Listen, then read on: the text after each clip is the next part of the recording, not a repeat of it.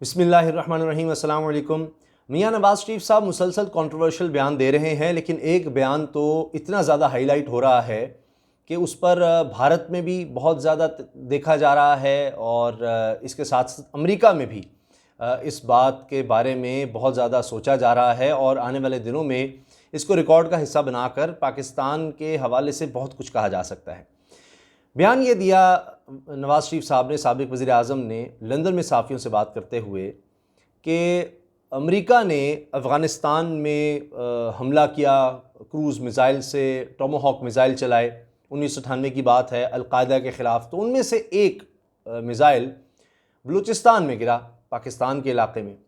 तो मैंने साइंसदानों से कहा कि इस मिज़ाइल को ले लो और इससे फिर आप इसको देख कर मिज़ाइल तैयार करें, जिसको आप रिवर्स इंजीनियरिंग कहते हैं, कि वो गिरा है वहाँ पर, तो उसका सारा प्रोसेस आप देख कर कैसे बना, तो इसकी आप इसके डिज़ाइन को देखते हुए, यानी दूसरे लफ्ज़ों में इसको चुरा कर आप इसी तरह का मिज़ाइल बनाएं, टोमाहॉक जैसा क्रूज़ मिज़ाइल। अब मैं आपको क्रूज़ मिज़ाइल और बैलिस्टिक मिज़ाइल के हवाले से भी बताऊँगा। साथ ही मियां नवाज़ शरीफ साहब ने ये भी पहले कहा कि आधे मिज़ाइल तो मैंने बनवाए हैं। आधे मिज़ाइल मियां नवाज़ शरीफ साहब ने वहीं पर कहा कि उनके एग्जैक्ट अल्फाज थे कि आधे मिज़ाइल तो मैंने तैयार करवाए हैं और ये जो टोमाहॉक है वो भी नवाज़ शरीफ ने बनवाया था और वो हम बलूचिस्तान से लेकर आए थे जब क्लिंटन ने अफ़गानिस्तान पर ये मिज़ाइल चलाए थे। तो कोई कम खिदमत नहीं की हमने और हमें इस खिदमत पर फ़ख्र है, ये नवाज़ शरीफ साहब ने कहा। अब बात क्या है, चलें वो इस बात पर फ़ख्र कर रहे हैं, पुरानी बातें बता रहे हैं, लेकिन एक ओथ होता है वज़ीर आज़म का। अच्छा, अब आर्टिकल 6 जो गद्दारी से मुतल्लिक़ है उसकी भी बात होने लग गई है।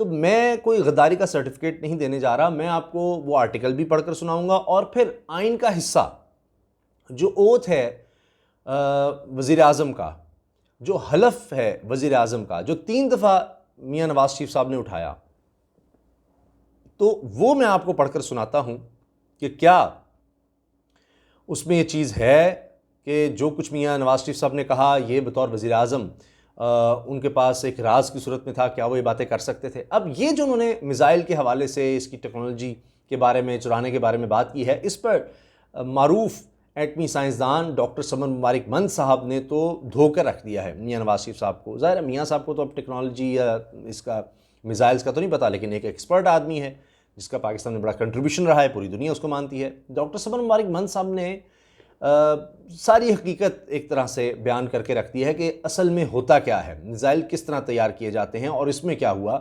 बाबर क्रूज़ मिज़ाइल पाकिस्तान ने किस तरह बनाया और कितनी एडवांस स्टेल्थ टेक्नोलॉजी पाकिस्तान कैसे पहुंचा और दुनिया के चंद ममालिक ने किस तरह शामिल हुआ जिसके पास हर तरह से मार करने वाला, जौहरी हथियार ले जाने वाला क्रूज़ मिज़ाइल मौजूद है।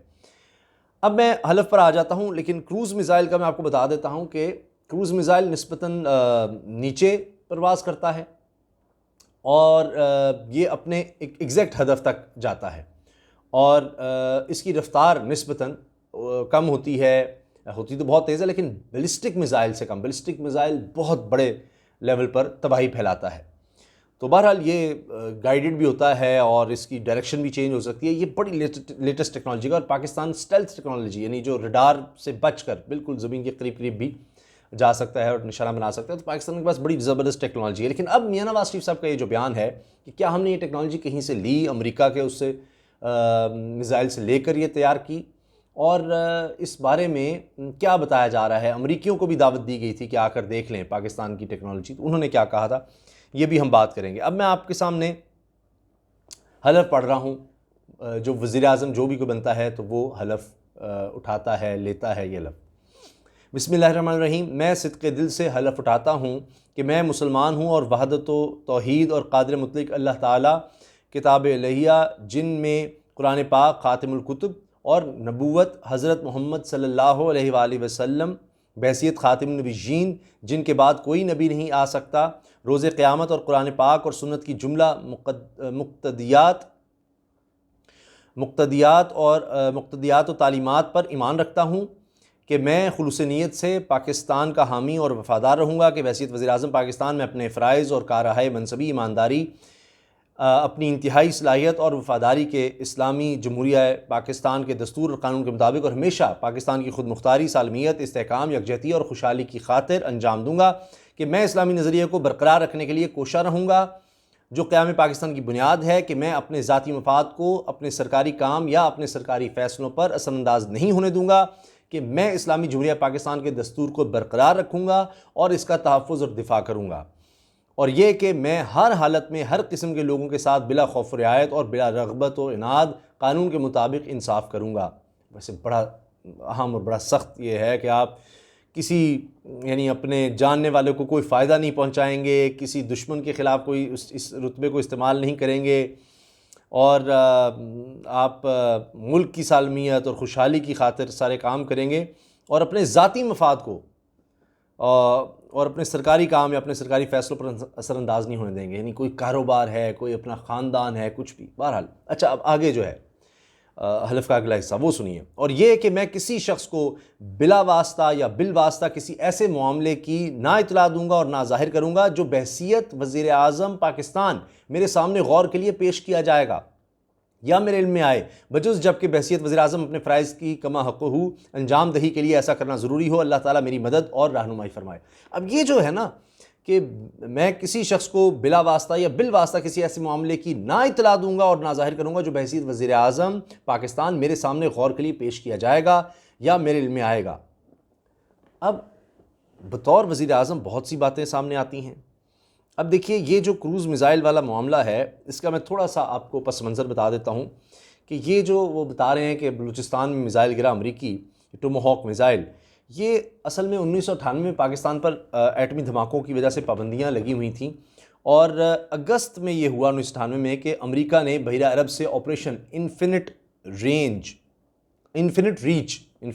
था उसका नाम, इन्फिनिट रीच के नाम से अफ़गानिस्तान में अल-कायदा के ख़िलाफ़ ऑपरेशन शुरू किया। ओसामा बिन लादेन को निशाना बनाना चाहते थे, उसके ख़िलाफ़ कार्रवाई की। तो उन्होंने 20 अगस्त को मिज़ाइल फ़ायर होने से सिर्फ 10 मिनट पहले उस वक्त के अमरीकी सफ़ीर थे, उन्होंने फ़ौजी सरबराह जनरल जहांगीर करामत को आगाह किया कि ये क्रूज़ मिज़ाइल पाकिस्तान की फ़िज़ाई हदूद से गुजरेंगे। अब इसमें अमरीका पहले तो छुपाना चाहता था पाकिस्तान से, लेकिन फिर पाकिस्तानी फ़िज़ाई हदूद से गुजरने थे, तो उनको ये था कि अगर हम बताते हैं तो कहीं आगे इन्फॉर्मेशन ना पहुँच जाए, और अब पाकिस्तान के ऊपर से गुजारेंगे तो मसाइल भी हो सकते हैं। तो बहरहाल उन्होंने सिर्फ चंद मिनट पहले फिर पाकिस्तान को बताया। अच्छा, अब वहाँ से मियां नवाज शरीफ साहब कहते हैं कि ये एक मिज़ाइल गिर गया। ये उस वक्त ख़बरों में भी चीज़ें आईं, अमेरिका में भी इस बारे में लिखा गया और सब कुछ हुआ। अब पाकिस्तान बाबर क्रूज़ मिज़ाइल पर काम का आगाज़ करता है सन 2000 के बाद, और 2005 में बाबर 1 का कामयाब तजर्बा करता है। पाकिस्तान ने 2017 में समंदर की तह से ज़मीन पर मार करने वाले और स्टेल्थ टेक्नोलॉजी के हामिल बाबर 3 क्रूज़ मिज़ाइल का भी तजर्बा किया था, और इस तरह दुनिया का सिर्फ 5वां मुल्क बना जिसने अपना ट्रायड मुकम्मल किया। यानी पाकिस्तान ने ज़मीन, फ़ज़ा और समंदर की तह से अपने एटमी हथियार फायर करने की सलाहियत हासिल कर ली। अब डॉक्टर समन मंद साहब की बात सुनिए। वो ये कहते हैं कि यहाँ तक तो ये बात दुरुस्त है कि कोई भी असलाह ख़रीदना हो या इस तरह से कोई मिज़ाइल की तैयारी जैसे प्रोजेक्ट होते हैं, एटॉमिक एनर्जी के हवाले से होते हैं, तो इससे मुतल्लिक वज़ीर-ए-आज़म को रिपोर्ट ज़रूर पेश की जाती है, उसको इत्माद में लिया जाता है कि इसकी अहमियत, ज़रूरत, अखराजात वगैरह के हवाले से सारी ब्रीफिंग इसमें शामिल होती है। तो इस हद तक तो नवाज़ शरीफ उस वक्त वज़ीर-ए-आज़म थे, तो उन्होंने प्रोग्राम का बजट ज़रूर मंजूर किया 1998 में ये मिज़ाइल वगैरह का। लेकिन ये कहना कि जी मिज़ाइल ये उनका ख्याल था, मियां नवाज शरीफ साहब का ख्याल था कि ये मिज़ाइल बनाओ, इस तरह से बनाओ, ये उन्होंने नहीं बनाया, ना उनका इस तरह से ख्याल था कि जी मिज़ाइल बनाना है। अब और इसमें कोई रिवर्स इंजीनियरिंग जो है वो नहीं की गई बाबर मिज़ाइल में, और ये सारा का सारा हमारे इंजीनियर साइंसदानों की मेहनत का कमाल है। अब देखिए कि ये भी मैं आपको दिलचस्प बात बताऊं कि अमेरिका की तरफ से एक साइंसदानों की टीम भी पाकिस्तान भेजी गई थी, और उनको दिखाया गया था कि हमारे मिज़ाइल के जी ये है हमारी टेक्नोलॉजी, और इस हवाले से उनको ब्रीफिंग वगैरह मिली। तो उन्होंने भी ये कहा कि नहीं जी ये बिल्कुल डिफरेंट है, ये कोई अमेरिकी टेक्नोलॉजी नहीं चुराई गई, ये पाकिस्तान की अपनी टेक्नोलॉजी है। अब ना इसको नकल करा दिया गया। अब ये तो अमेरिका की तरफ से कहा गया। अब बात यह है कि उस वक्त लिखा गया, मैं एक सोशल मीडिया पे देख रहा था कि हमारे एक सीनियर साफ़ी उन्होंने कहा कि जी फ़लाँ साफ़ी ने एक ख़बर भी छापी थी कि मिज़ाइल गिरा है और वो साइंसदानों के हवाले किया गया है।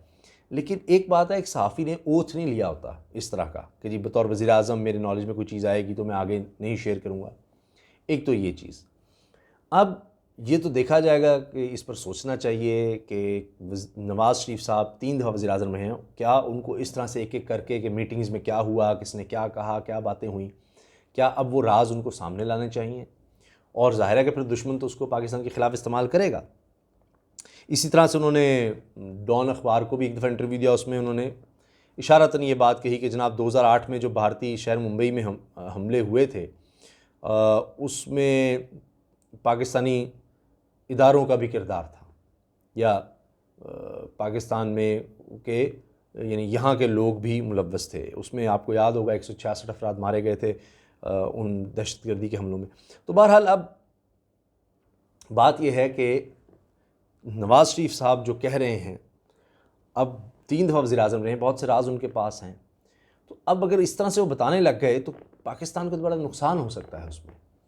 अब ये मिज़ाइल टेक्नोलॉजी थी, अब ये एक अलग डिबेट है कि डॉक्टर समन मारिकबंद साहब तो बिल्कुल उस बात को गलत साबित कर रहे हैं कि जी नवाज़ शरीफ साहब ने ये मिज़ाइल बनाए, या आधे मिज़ाइल उन्हीं के कहने पर बने, और ये उन्होंने कहा कि यहाँ से ले जाओ और इसको रिवर्स इंजीनियरिंग के ज़रिए बना दो।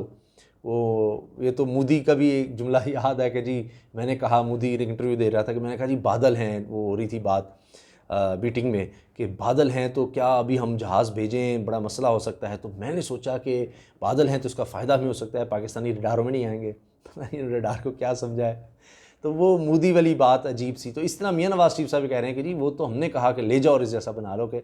अब वो तो समन मारिकबंद साहब कहते हैं कि जब मिज़ाइल अगर गिरा तो वो टुकड़े टुकड़े हो गया, वो तो बिल्कुल एक यूँ समझ लीजिए काठ कबाड़ रह जाता है। तो यहाँ तक कहा गया अमेरिका को कि अगर आप ले जाना चाहते हैं ले जाएं, ये काठ कबाड़ सारा ये अब रैकेज है, ये तो अब सिर्फ सारी तबाही हो चुकी है इस मिसाइल की, हमने क्या करना। तो अमेरिका जाना चाहता तो ले जाता, वो नहीं लेने आए या वो नहीं ले जाना चाहते, उनको भी पता था। और फिर ये भी डॉक्टर समन मारिकबंद साहब कहते हैं कि ये असल तो मामला होता है सॉफ्टवेयर का। अगर आप उसका वो जो भी लोहा है वो एक बस लोहा रह गया है, या बस वो जब मिसाइल नकारा हो गया तो उसकी इतनी वक़्त इसलिए नहीं होती कि असल चीज़ तो पीछे जो उसको चला रही है वो सॉफ्टवेयर क्या है जिसके तहत वो ऑपरेट हो रहा है, उस तक तो रसाई हो ही नहीं सकती। वो तो अमेरिका के पास ही था जहाँ से चलाया गया या पीछे बैक एंड पे। तो ये वो सॉफ्टवेयर फिर पाकिस्तान ने किस तरह बना लिया। तो ज़ाहिर है ये चीज़ें डॉक्टर साहब को आप जानते हैं, वो बहुत बड़े साइंसदान हैं, ये उन्होंने जो बातें कही मैं आपसे शेयर कर रहा हूँ। आखिर में मैं आर्टिकल 6 भी आपके सामने रख दूँ, गद्दारी के हवाले से क्या कहता है पाकिस्तान का आइन। कोई शख्स जो ताकत के इस्तेमाल या ताकत से या दीगर गैर आइनी ज़रिए से दस्तूर की तनसीख करे या तनसीख करने की सही करे, साजिश करे, तखरीब करे या तखरीब करने की सही या साजिश करे, संगीन गद्दारी का मुजरिम होगा। कोई शख्स जो शिक 1 यानी ऊपर जो बातें की गई हैं में मज़कूरा अफ़ाल में मदद देगा या मुआवनत करेगा, इसी तरह संगीन गद्दारी का मुजरिम होगा। और मजलिस शुरा यानी पार्लियामेंट बज़रिया कानून ऐसे अशख़ास के लिए सज़ा मुक़र्रर करेगी जिन्हें संगीन गद्दारी का मुजरिम करार दिया गया हो।